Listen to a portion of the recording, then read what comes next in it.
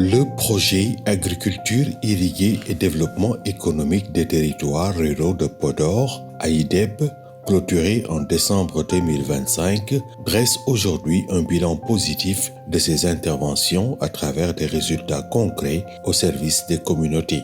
Des investissements ont été réalisés dans le cadre de l'accompagnement du développement économique des communes de Fanaï, Ndiayen Pendao, Guédé Village, Gamadji Saré, Dodel, Doumgalaw, Medina Ndiatpé, Méri, Boké Dialoubé et Mbolo Birane.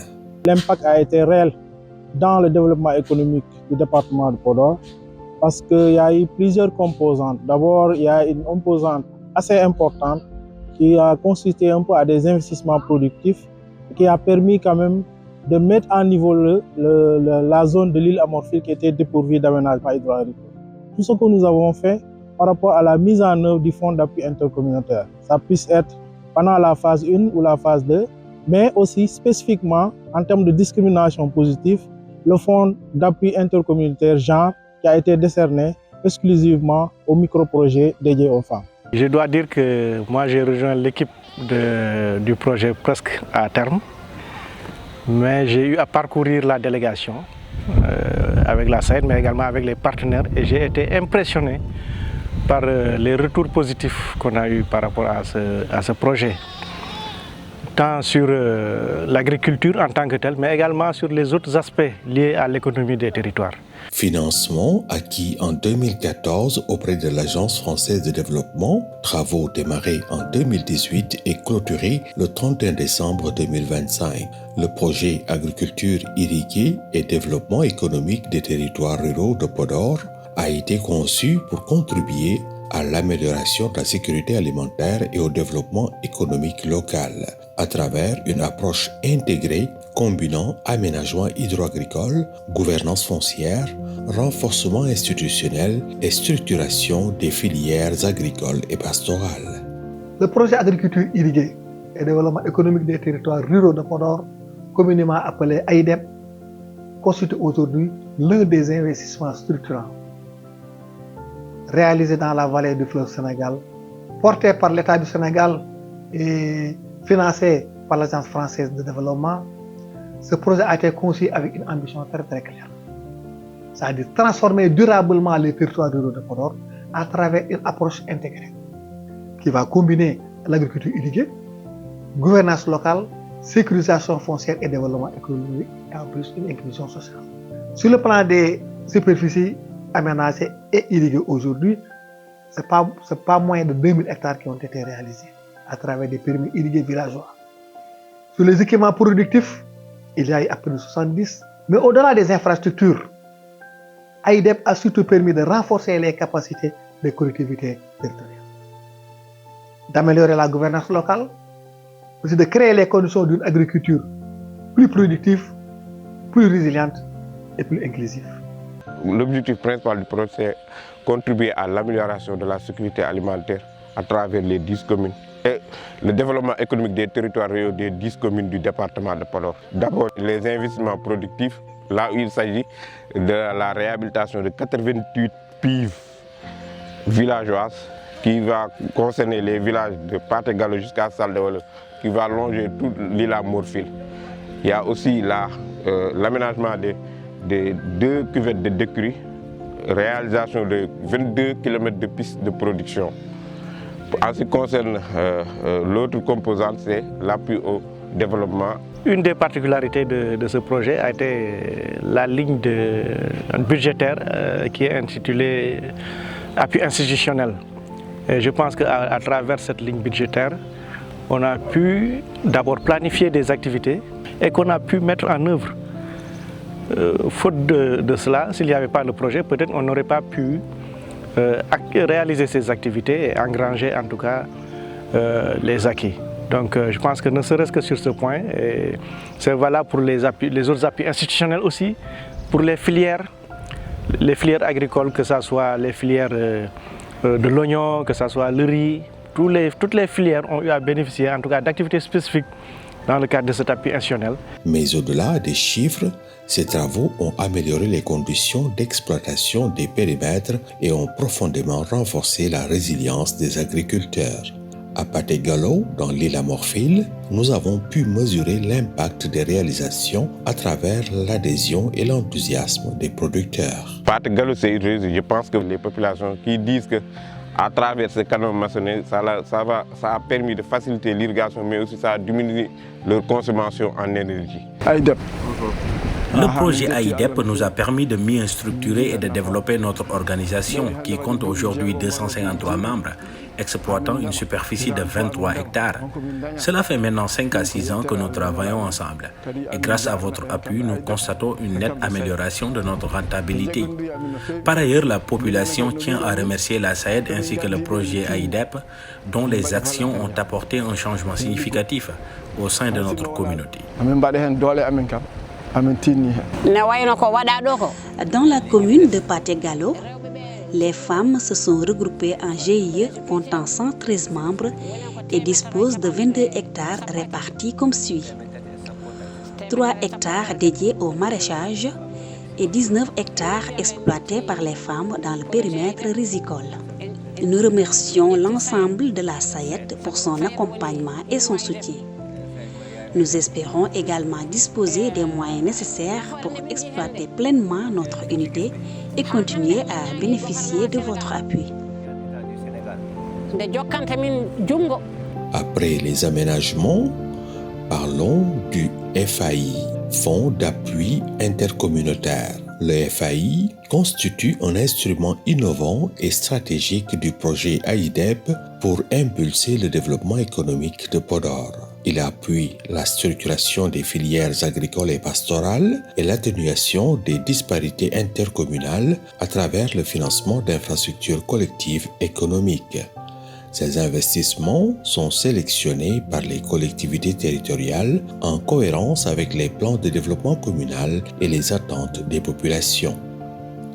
Déployé en 2 générations successives et renforcé par un FAI genre, le dispositif converge vers 2 finalités: valoriser durablement les ressources du territoire et sécuriser les chaînes de valeur. J'avoue que c'est un mécanisme assez innovant, donc qui a permis vraiment aux communes de faire beaucoup de réalisations qui ont permis quand même de soulager les populations et également de répondre à certains besoins. Il y a eu une bonne transparence et une bonne traçabilité par rapport à toutes les dépenses qui ont été effectuées. Et ça, je crois que c'était un pari qui devait être relevé aussi bien par les collectivités locales, mais aussi un pari que se lance l'État. Avant le projet AIDEP, c'est des communes vraiment qui peinaient même à avoir un budget de 50 millions. Mais à travers le projet AIDEP, vous allez voir des communes qui ont vu leur budget s'allonger jusqu'à même 300 millions. Cet appui budgétaire,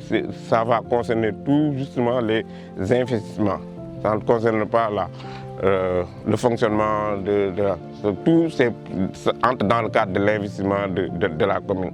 C'est à travers des projets comme des micro-projets comme des jardins de femmes pour les groupements féminins, des forages pastoraux, l'équipement des unités d'étiquette, des unités de transformation à travers des équipements ou bien même la solarisation des unités. À travers le FAI, le projet a financé l'implantation de forages et de châteaux d'eau dans sa zone d'intervention avec un focus sur les villages du Djeri, riches en cheptels et qui souffrent d'un déficit en point d'eau.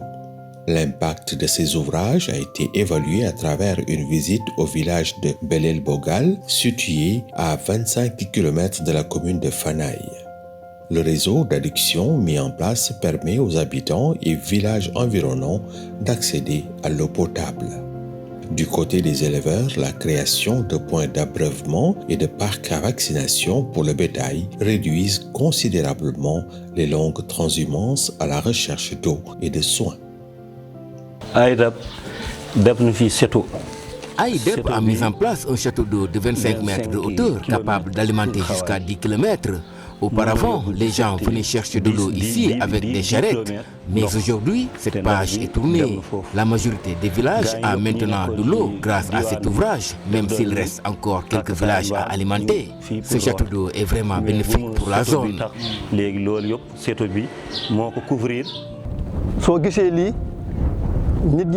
Les populations apprécient ce parc de vaccination parce qu'il est bénéfique. Il permet aux cheptels d'éviter certaines maladies, d'avoir du lait de qualité et une bonne reproduction.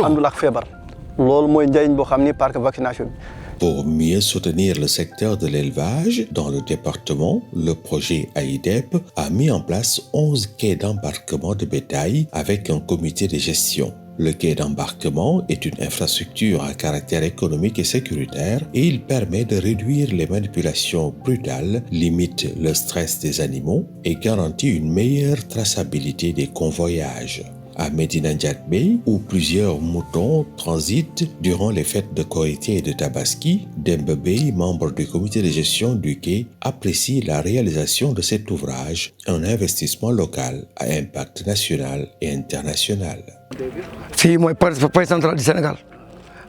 Ici, c'est l'entrée principale du Sénégal, car tous les moutons du pays passent par ici. Chaque jour, on effectue entre 30 et 40 chargements. Et si on n'avait pas cet ouvrage, c'est à la main qu'on l'aurait fait. Retour dans la commune de Fanaye pour voir le marché construit par le projet AIDEP. Au total, 13 infrastructures de ce type ont été réalisées dans le département. Ces marchés facilitent la commercialisation des produits agropastoraux et renforcent les recettes de la commune tout en dynamisant l'économie locale. C'est un projet très important pour la commune de Fanaye. Parce qu'avant on marchait, il n'y avait pas de cantine ici. Il y avait vraiment, c'était une occupation très anarchique. Mais depuis l'arrivée du projet AIDEP, on a construit ici des souks qui ont permis vraiment aux bénéficiaires d'obtenir des souks et ça a créé beaucoup d'emplois dans la commune de Fanaye. Au début, il y avait une forte demande. Nous avons reçu au niveau de la mairie plus de 300 demandes. Mais enfin, on ne pouvait donner que 36 parce que c'est ça que le projet avait construit. Donc, au-delà des bénéficiaires, même la commune de Fanaye a bénéficié beaucoup de recettes pendant la fin du mois. Parce que chaque souk aussi est loué par la commune de Fanaye et chaque fin du mois, nous recevons vraiment beaucoup d'argent grâce à ces souks. Le projet AIDEP a par ailleurs contribué à renforcer l'autonomisation économique des femmes de Podor à travers le FAI Genre, avec des investissements productifs et des équipements de transformation de produits agricoles. En misant sur les femmes, le projet AIDEP a démontré que le FAI Genre est un puissant mécanisme pour la réduction des inégalités d'accès aux ressources productives. AIDEP a installé ici des tables, des chaises et des climatiseurs. Il a amené des cuisinières, du matériel de cuisine, de transformation, des réfrigérateurs. Parce que c'est ici que les femmes exercent leur travail de transformation et que les produits ont besoin d'être bien conservés. Les femmes ont des revenus en vendant des jus, en transformant les céréales. En plus, la salle est mise en location pour des réunions ou autres activités.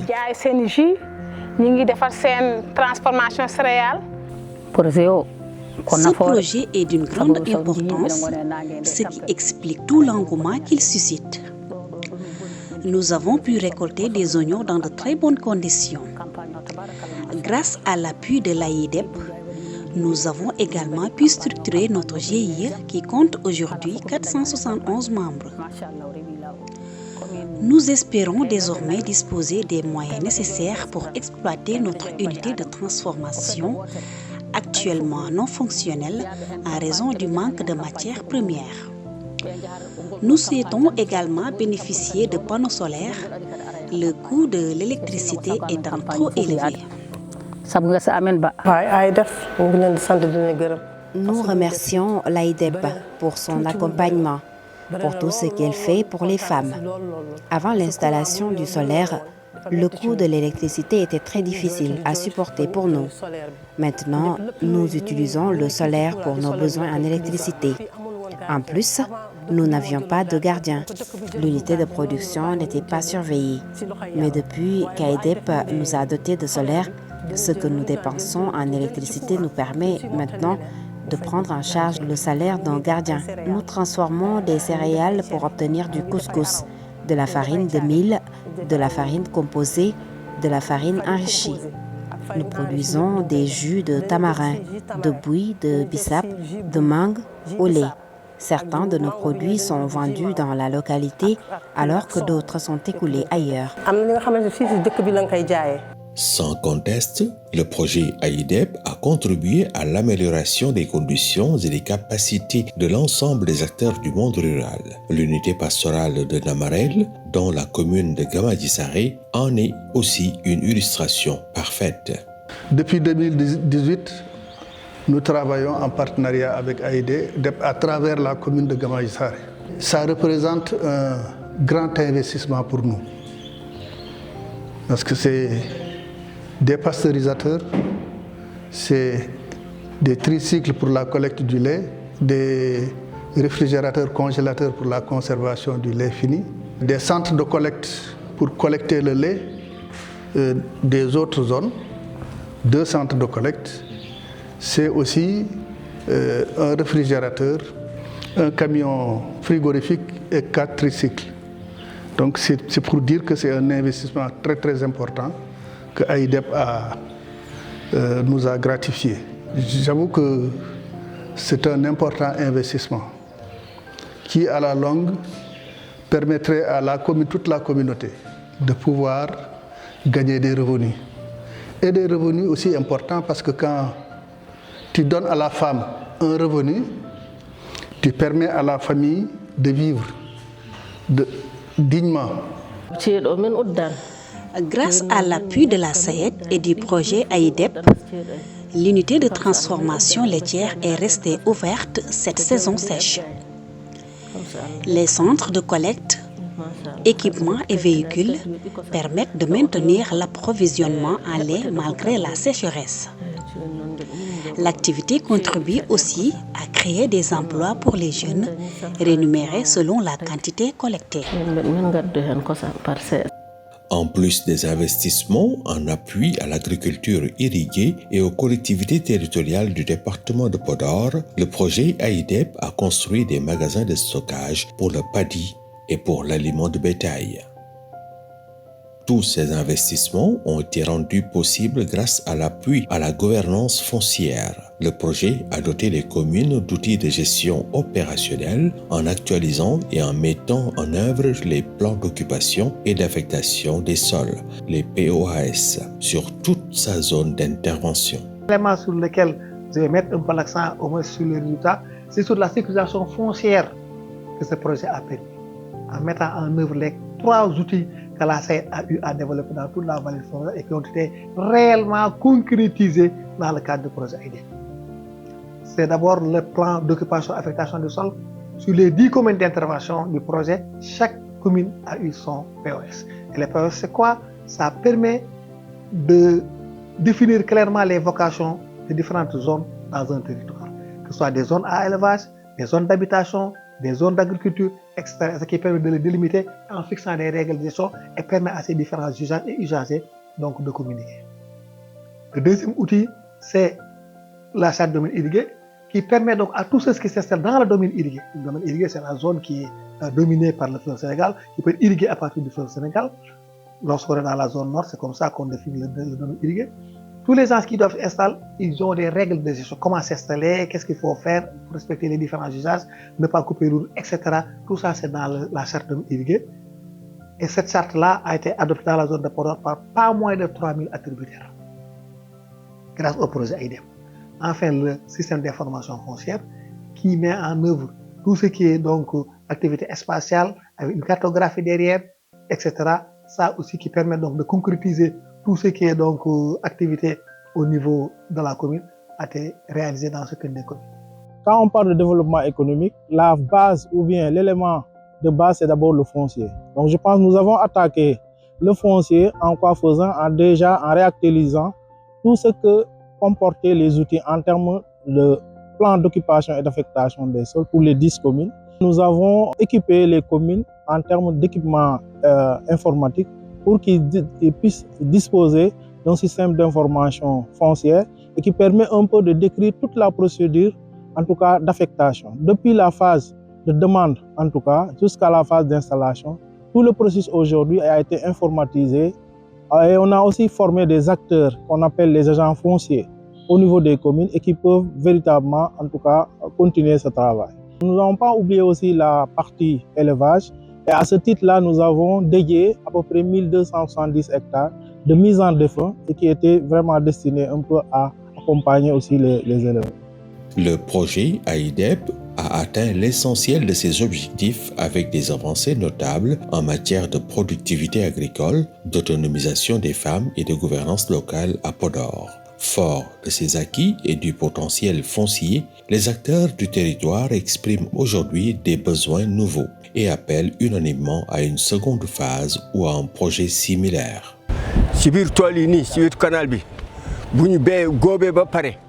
Après les récoltes, on n'a pas de piste que peuvent emprunter les charrettes à côté du canal pour transporter les produits.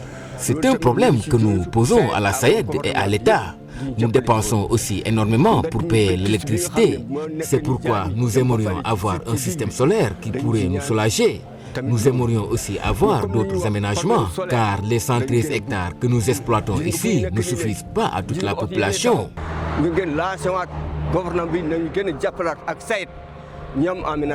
Il y a un réseau des maires qui porte en tout cas cette volonté en tout cas de bénéficier d'un projet AIDEP 2 ou bien d'un autre projet du type. J'ai été informé de cette initiative que le réseau des maires a collectivement signé cette correspondance et qu'ils vont porter en tout cas à l'attention des plus hautes autorités de l'État pour que très rapidement qu'on ne puisse pas sentir en tout cas la rupture avec l'arrivée à terme de ce projet AIDEP. Le château d'eau fournit entre 25 et 30 mètres cubes par heure. C'est pourquoi on utilise beaucoup de gasoil. Si on avait un système solaire, on pourrait l'utiliser pendant la journée et cela permettrait de diminuer le prix du mètre cube pour soulager un peu les populations. C'est un projet très important. Nous demandons à l'État du Sénégal de nous faire ou bien de nous ramener un projet AIDEP 2 vraiment pour le bonheur de la population. Capitaliser sur ces résultats et répondre à cette dynamique locale est désormais indispensable pour ancrer les changements et amplifier l'impact. L'expérience de l'AIDEP aujourd'hui démontre une chose, c'est-à-dire qu'un investissement structurant porté par des territoires et construit avec les collectivités territoriales locales peut produire des transformations durables à la fois économiques, sociales et institutionnelles. C'était ça la grande leçon qu'on a appris de AIDEP. Aujourd'hui, l'enjeu est clair. C'est d'abord capitaliser ces acquis, consolider les dynamiques qui sont déjà engagées dans ces différents territoires et poursuivre les investissements nécessaires pour faire de la vallée du fleuve Sénégal un véritable pôle de développement agricole, mais aussi territorial de manière durable. C'est vrai que nous avons réalisé à peu près 2500 à 3000 hectares dans la zone de l'île Amorphile, mais jusqu'à présent, les besoins sont encore là et il faut peut-être toucher d'autres acteurs. Et par rapport à ces besoins supplémentaires, ce que la SAED est en train de faire dans, en tout cas, la réactualisation de son portefeuille de projets, c'est de voir si au niveau de l'AFD, c'est vrai que c'est l'AFD qui avait financé ce projet-là, si dans la phase 2 du programme Delta, il y a des préoccupations qui peuvent être intégrées dans la zone de Podor, voire dans la zone de Matam, peut-être qu'on puisse un peu le prendre en compte. Mais en attendant, je pense qu'il y a déjà des projets que nous avons commencé à mettre en œuvre, notamment le programme de résilience, en tout cas pour la sécurité alimentaire en Afrique de l'Ouest, qui est financé par la Banque mondiale, et dont la mise en œuvre sur la partie vallée est assurée par la SAED.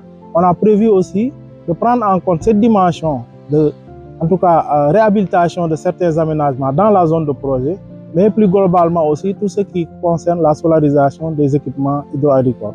Je pense aussi qu'il y a un travail que nous sommes en train de faire avec le PRDC, qui est toujours sous financement, en tout cas Banque mondiale. Je pense que certains besoins des populations du département de Podor seront aussi intégrés en attendant que véritablement qu'on termine le programme Delta, la phase 1, et que dans la formulation de la phase 2, qu'on puisse intégrer d'autres, en tout cas, types d'investissements pour prendre en charge ces préoccupations majeures du département de Podor.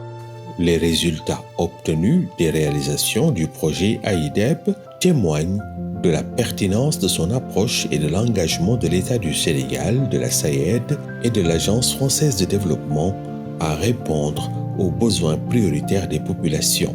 Ce travail, fait à Podor, constitue une avancée notable vers l'atteinte des objectifs de développement local.